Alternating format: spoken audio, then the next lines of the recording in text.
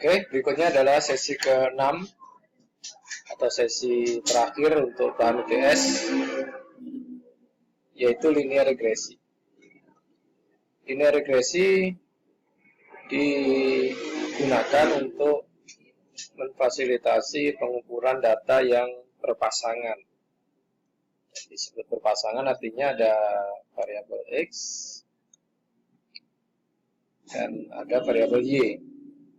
Jadi ada dua variabel yang nanti punya hubungan ya, bisa berbanding lurus atau berbanding terbalik, yang didasarkan atas perumusan pada gejala-gejala fisik. Contoh, apa hubungan antara tingkat stres pada saat pengujian dengan tekanan darah? Kita lihat di sini, semakin tinggi tingkat stres, maka semakin tinggi tekanan darah. Maka hubungannya linear, posisinya menuju ke kanan atas atau naik. Ini yang kita sebut dengan berbanding lurus.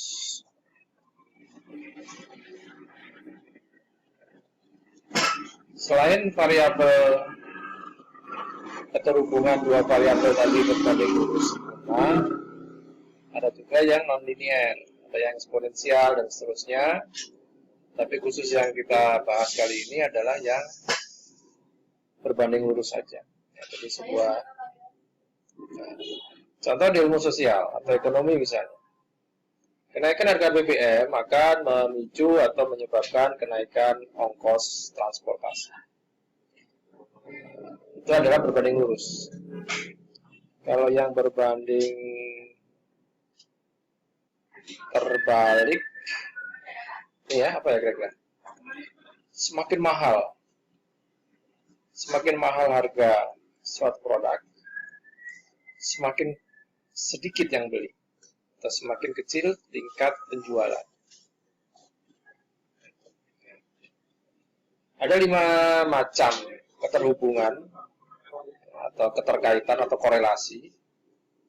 Yang pertama adalah berbanding lurus, korelasi kuat. Apabila pertemuan atau koordinat pasangan X sama Y itu saling berdekatan, jadi cenderung memusat atau membentuk pola linear yang jelas. Ada yang korelasinya sedang. Di sini kita lihat berjauhan gitu ya, berjarak. Ini biasanya korelasinya sedang. Atau yang tidak beraturan atau korelasinya lemah. Itu tidak jelas apakah ini berbanding lurus ya, ke arah sana atau berbanding terbalik ke arah kiri bawah. Jadi yang poin tengah-tengah ini yang lemah. Ini tidak jelas. Selain berbanding lurus, lawannya adalah berbanding terbalik. Yang korelasinya kuat berarti posisi atau koordinatnya membentuk menempel pada garis linear. Sedangkan yang korelasi sedang, ini ada jarak ya, gitu. Namanya korelasi sedang. Nanti besar kecilnya, kuat lemahnya sebuah korelasi nanti bisa dihitung dengan menggunakan nilai R atau koefisien korelasi di pada bagian akhir. Linear regresi didasarkan atas persamaan garis lurus Y sama dengan A plus BX, di mana rumusan fisika yang akan kita pecahkan harus dirubah bentukan menjadi persamaan Y A plus BX. Berarti nanti kita harus tahu mana variabel yang diukur, mana variabel yang didapatkan dari hasil pengukuran oleh variabel X.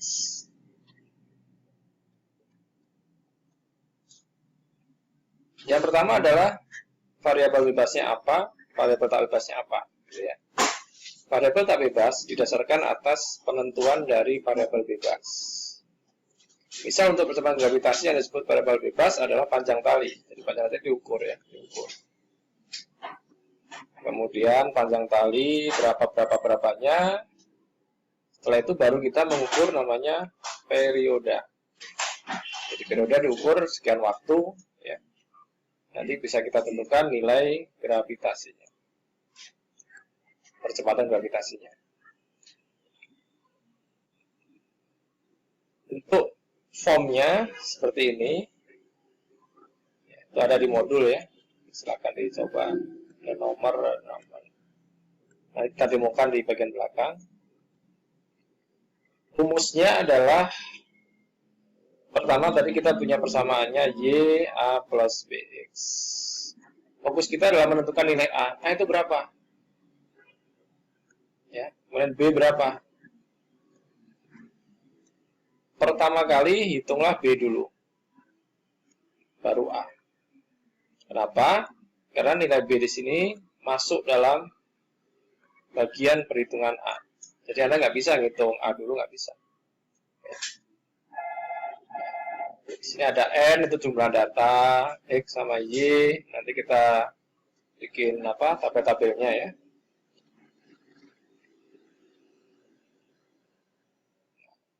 Untuk tabel yang tadi bisa dikembangkan seperti ini. Jadi sangat baik kalau Anda punya seperti ini. Saran saya gunakanlah di Excel. Ya, jadi saran saya gunakanlah di Excel.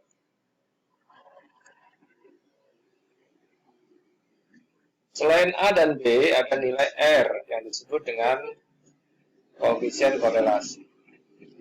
Koefisien korelasi itu dihitung untuk menentukan namanya kesalahan relatif.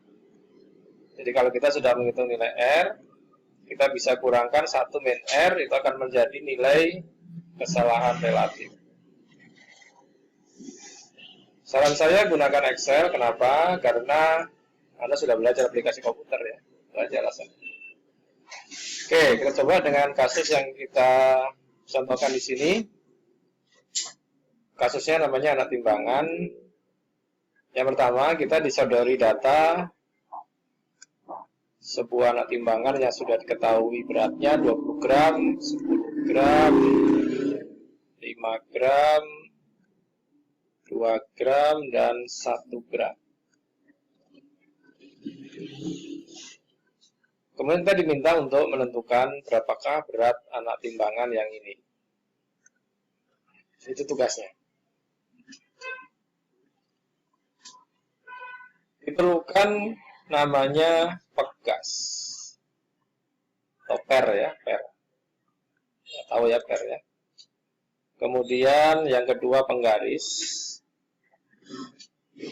Hubungan antara berat dan simpangan ya, panjang pegas tadi adalah semakin berat X ya, anak timbangan dalam satuan gram, semakin panjang Y peregangan pegasnya. Jadi kalau bobotnya makin berat ya pegasnya ini semakin melar ya, semakin meregang gitu. Nanti akan diukur dengan menggunakan penggaris. Sebagai contoh, nah, kalau kita meletakkan sepatu, apel atau beban yang lain, akan terjadi peregangan pegas yang berbeda-beda. Tentu saja pegasnya nanti harus vertikal, ya, harus vertikal.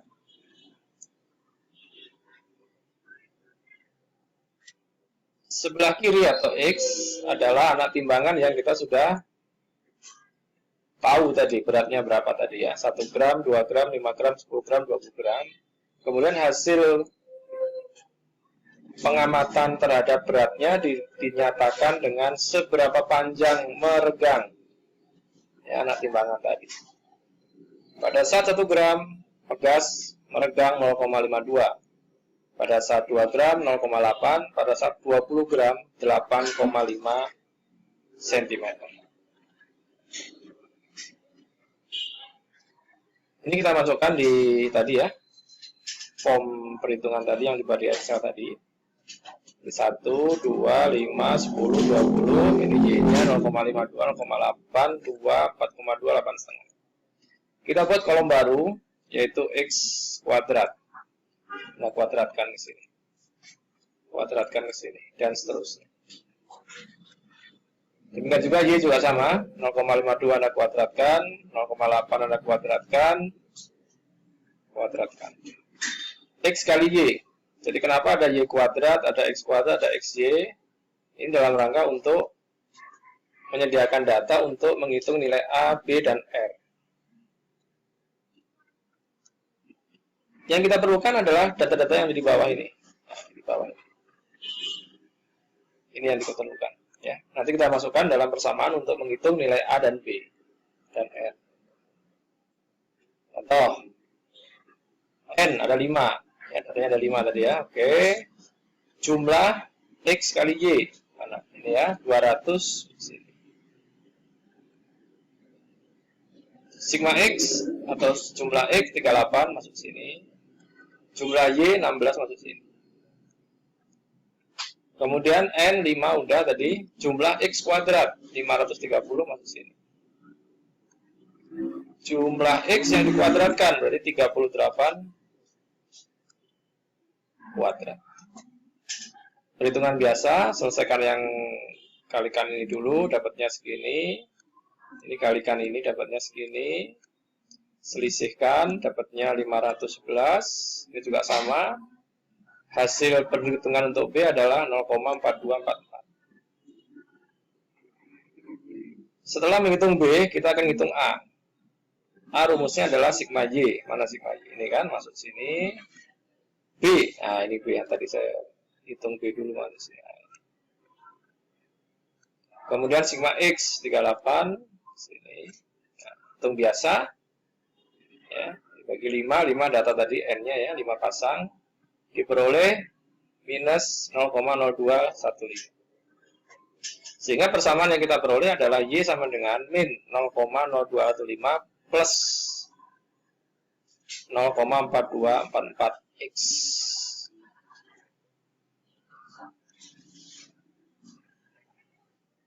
Nah, berikutnya anak timbangan yang kita belum tahu berarti tadi kita timbang ya. Ternyata meregang sepanjang 6,5 cm. Maka 6,5 cm kita masukkan untuk pada persamaan YA plus BX tadi. Nah, jadi Y sama dengan 6,5. Berarti berapa tadi?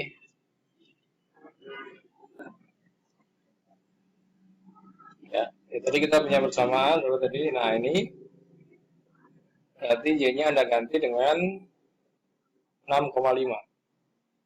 6,5.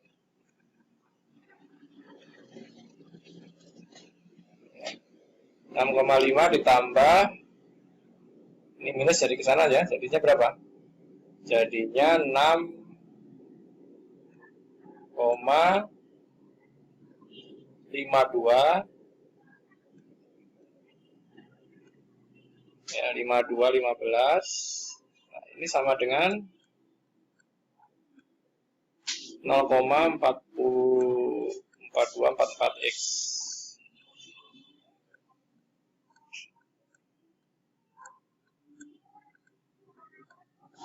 Sehingga X sama dengan 6,5 dibagi 0,42. Hasilnya sekitar 15,361. Sama juga nilai R bisa Anda hitung nanti seperti ini dengan cara yang sama seperti Anda ngitung A sama B tadi. Nanti akan diperoleh nilai koefisien korelasi. Kalau pakai Excel silakan dicoba slope, intercept, dan corel. Ya, coba sendiri nanti ya. Dengan demikian materi sudah beres untuk